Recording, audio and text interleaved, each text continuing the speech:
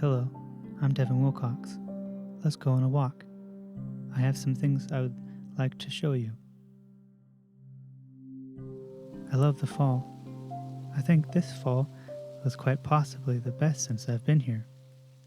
It was admittedly a little nicer earlier in the fall, but it's still pretty nice.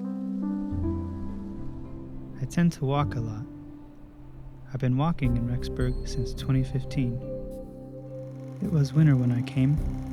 I didn't have a car back then, but it was okay because I like walking. You see a lot of things when you walk around. Sometimes you grow to love seeing a thing on your walks, and then one day you walk by and it's gone. One of my favorite houses I would pass used to be here. It looked a bit like a witch's house. They used to rent it out to students, and I always wanted to stay there. I wanted this room right up in the tippy top. It's an empty field now. It didn't take long of walking before I grew to love this little town. I wanted to know all of its history and all of its secrets.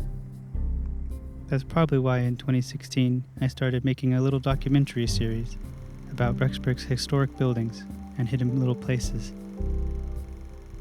It's pretty embarrassing in hindsight, but I suppose a lot of things in life are. If you are in any place long enough, you'll probably see some businesses close. Sometimes that's not that much of a bad thing. Right here in this corner used to be a burrito place.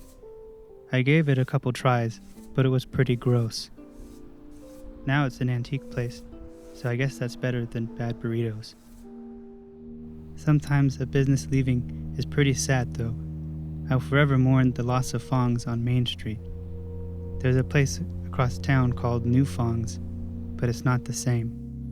Around the corner is another couple of losses. Porter's was a cool place, but it also had a very nice sign. I really liked that old sign. It closed and was bought by a new place that replaced the sign, and then that place closed like 3 weeks later.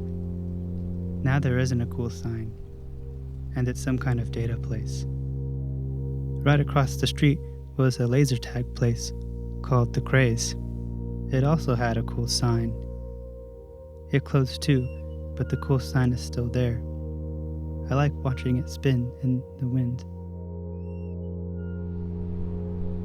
The next place is a bit of a walk away, but I think it's the saddest business we've lost since I've been here. When I first got here, the building was a place called Shakeout. It had bad shakes and bad burgers, but later it became the Berg and had bad shakes but good burgers. It also had live music and was a great place for the community. I was really sad when it closed. You might wonder what kind of establishment could replace such an iconic pillar of the community. Probably something good, since it's prime real estate right next to the campus. Well, here it is. It's a sales place. Seriously? A freaking sales place? Okay, let's talk trees now. We can call it a little talk about trees. It seems to me that Rexburg had a lot more trees when I first got here, and I think it was much more beautiful for it. Rexburg seems to have a fascination with cutting down big trees and making everything look more boring. There used to be some here, and here, and here, and here. This used to be my favorite tree-lined street, but then they cut them all down and replaced them with baby trees. It's better than no trees, but it's still sad. I guess we did get a fire pit though. Luckily they never cut down my favorite tree, so I can show... Oh. Just kidding, it's right here. Did I get you?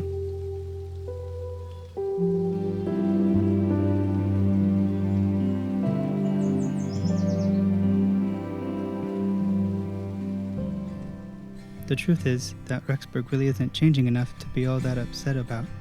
Sure, it's lost a couple great places and some really nice trees, but it's also always getting new great places and some new but less impressive trees. Here's the main thing I wanted to show you. Rexburg can have some of the best sunsets anywhere. I'll miss these.